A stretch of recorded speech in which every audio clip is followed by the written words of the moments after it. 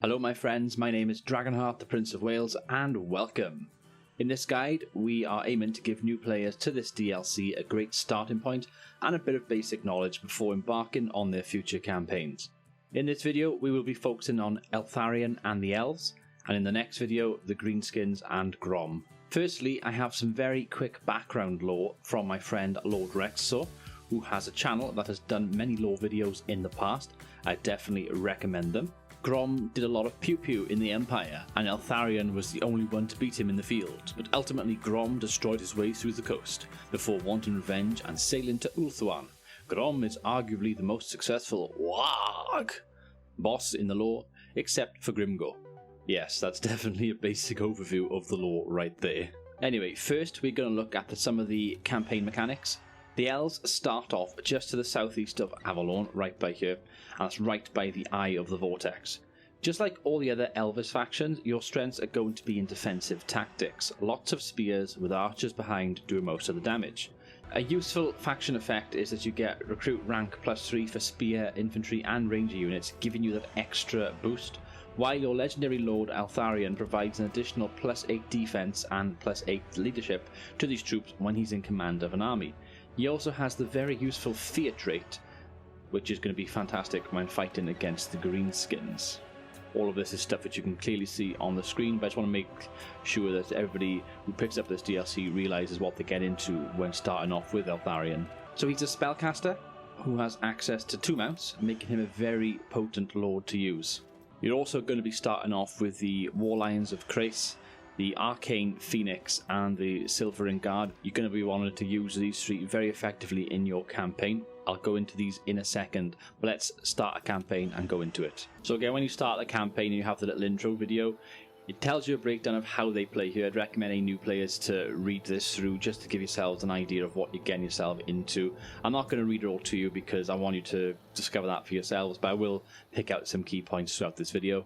So Eltharion is a spellcaster, and 2 of the things that I would recommend you get in, go down this tree by here for Apotheos.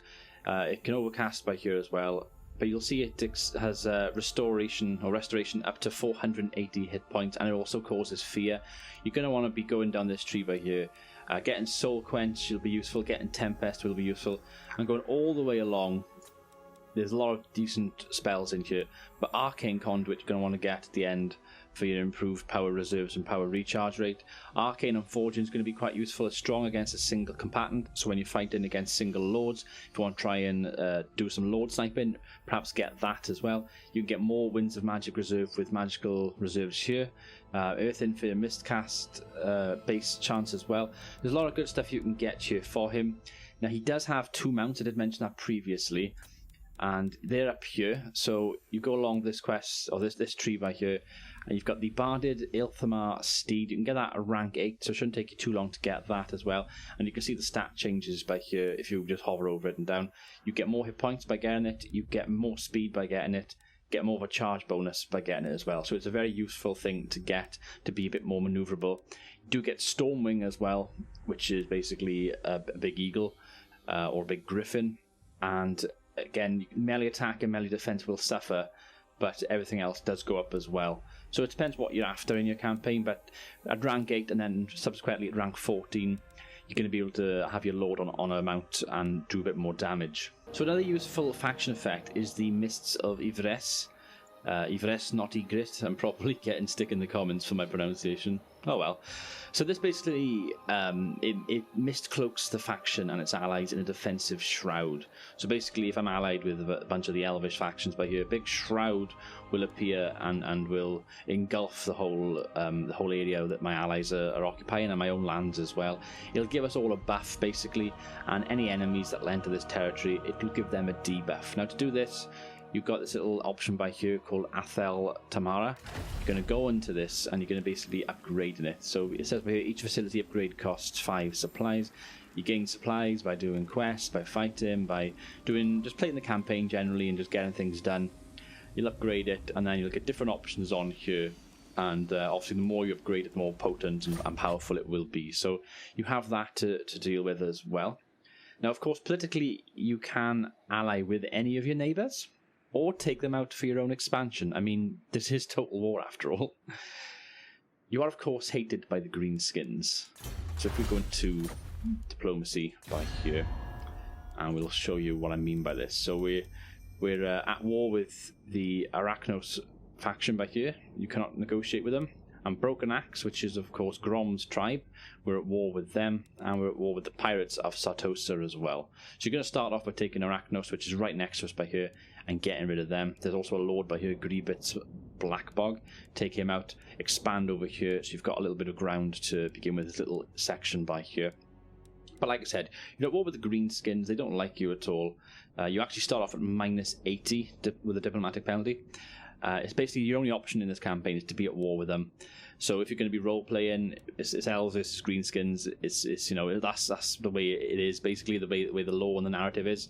So you're going to be taking the greenskins out. You're going to be looking for other greenskin factions as well, and then you're going to be trying to take them out as you go along. So if I click on race by here, remove the high elves, the dark elves. We do have only Arachnos and Broken Axe to begin with. There might be a couple of others around the campaign, but you're aiming basically to take them out, to stay on good terms with your Elvish friends, I guess. Maybe you'll be fighting against Scaling and maybe the Norscan tribes that do occupy some parts of the campaign map. But generally speaking, you're going to be in this section of the map, the giant donut, and you're just going to be consolidating and being very defense-minded, I guess. Speaking of war, you'll want to know which units are worth recruiting. Out of the units added, I'd firstly like to recommend the Lions of Chris. They are extremely fast, hard-hitting, hammer and anvil style lion cavalry. My god, that was a mouthful. You'll want to use these beasts to flank around the backs of your enemy, take out archers and hit engaged infantry from behind for a morale debuff. Just like regular cavalry, avoid spears at all costs. There's also a chariot version of these Lions of Chris, which of course have slightly different stats. This version is a bit pricier in the campaign. So I said you start the campaign off with the Lion of Grace. They're actually at a rank 3 by here, so you have to have a rank 3 building. You're going to have to then get the Grove by here and spend 3,000 to get that. It unlocks Great Eagle, War Lions of Grace and White Lions of Grace. You get a few different variations of them. White Lions of Grace are great axe infantry, but they are, they're human infantry basically. But the one I'm talking about by here are the actual War Lions themselves, which are war beasts. They have armor piercing, anti-infantry, and they have lion pelt as well. They're a very useful animal to have, I guess. 6,000 hit points, pretty good. You get 24 of them in your pride. If you like using cavalry, then you're probably going to like using the War Lions.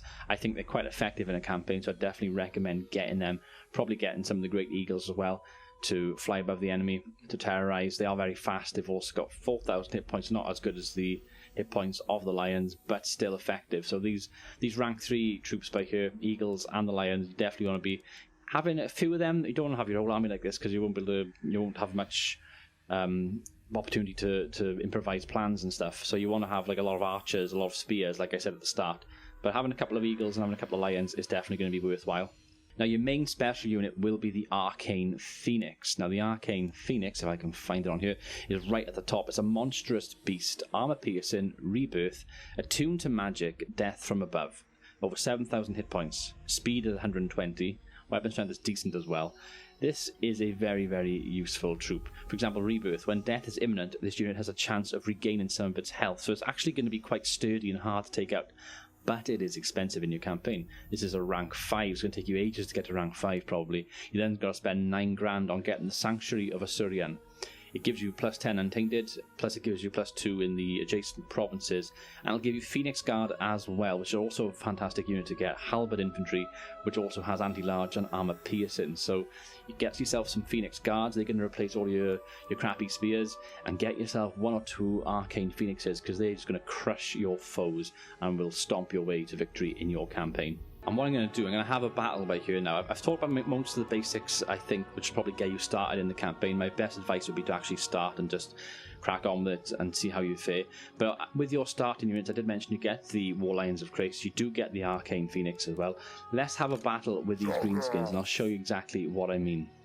Okay, so we're just going to start the battle. I'm just going to go from here, and I'll show you exactly what I mean. But this is the Arcane Phoenix by here. Really, really strong. I'm just going to move it up by here.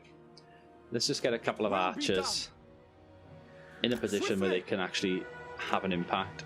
Let's get my War Lions on the right flank as well. Loyal. infantry push up. Let's get Eltharion up here as well. He wants a piece of the action. This big orange beast by here, the Arcane Phoenix. When you click on it, you'll see that the green caution marker I have above every single unit, it can crush pretty much everything it comes up against. So for example, I want to take out the spider hatchlings. So I'm going to send the Arcane Phoenix in to crush them basically. It does have this by here which causes magical and fire damage. I'm going to click that. But as you can see, I missed by quite a bit. I made a big hole in the ground there, apologies. But it does have a cooldown as well. But you need to be directly above them. So when you got a big mosh pit of troops by here, that's when it's perfect. We're up against spider hatchlings right now. And it's losing decisively. You want to use your lions to flank around. Let's get them around the flank like so. And it's going to get my Phoenix out of there now, because my Phoenix is taking a little bit of damage.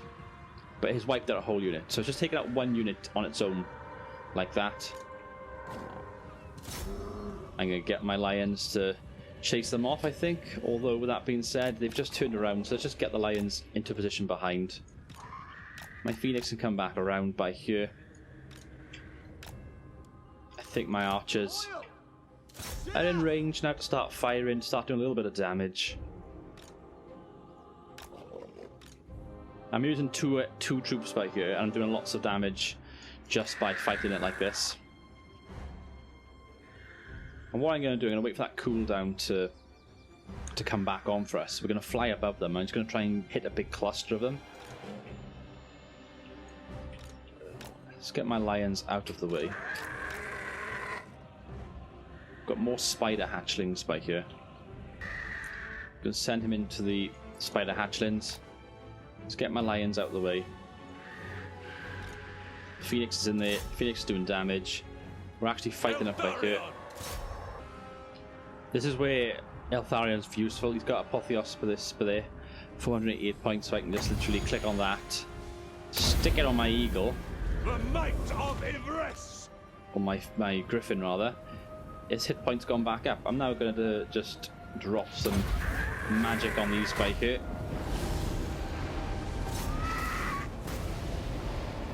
Slightly, I think I took a few of them out by a hit. I missed slightly. I'm going to use the Phoenix to just charge into these now.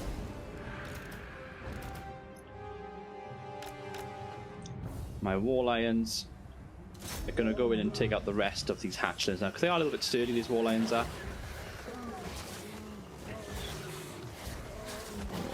Absolutely ripping them to shreds. They lose them decisively. I bring up some of the stats as well to see what's going on here. See some of the kill feeds. Phoenix has got 43 kills. I haven't really focused on my infantry properly. I haven't focused on my lord properly. I've been focusing on the main troops that I have. But I can heal myself back up like this with my lord. I can cause some damage by here. by my father's blade. For order!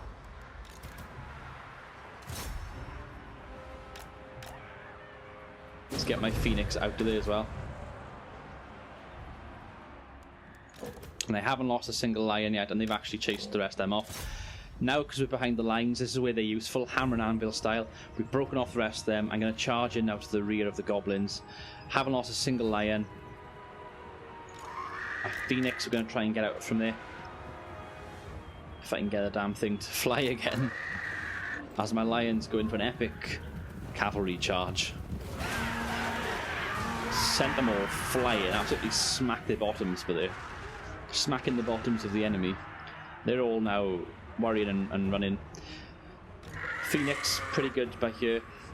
Eltharion! Eltharion, I think he should probably heal up himself. Let's send Phoenix in to help out. Got a big mosh pit going on by here. As a matter of fact, let's hopefully demonstrate. Here we go. This is what I wanted. That's how powerful your Phoenix is. That is how powerful this Phoenix can be. He just won us the battle with that one move.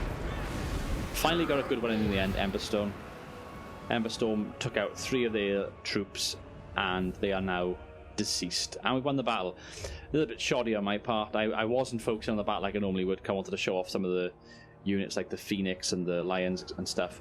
But you can see how powerful the Phoenix is. It's got over 100 kills. Really useful.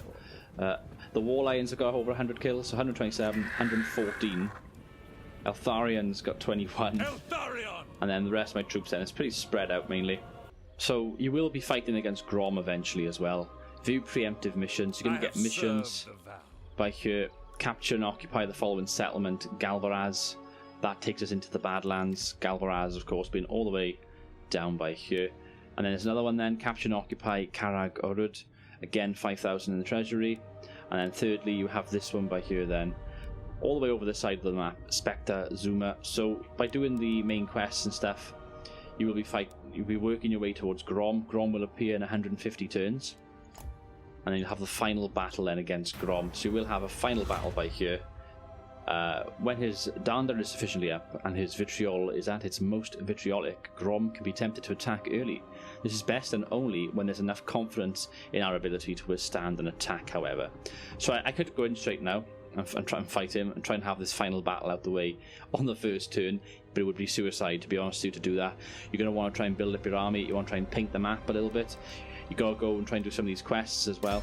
So you need to wait that off basically and try your best first in your campaign. But the campaign will generally be very similar to most other Vortex campaigns, I guess. But yes, it is a useful thing to do. You've got the Yvresse defense levels as well. You start off at level 1. You want to try and get that up as well to level 3 to make yourself more potent and give yourself better stats in your campaign. Well, that pretty much sums things up, guys. So I hope this quick beginner's guide has been helpful. I hope you all enjoy your upcoming campaigns. Please feedback below how you're doing and share your stories. I've been Dragonheart. Thank you for watching. Until next time, goodbye.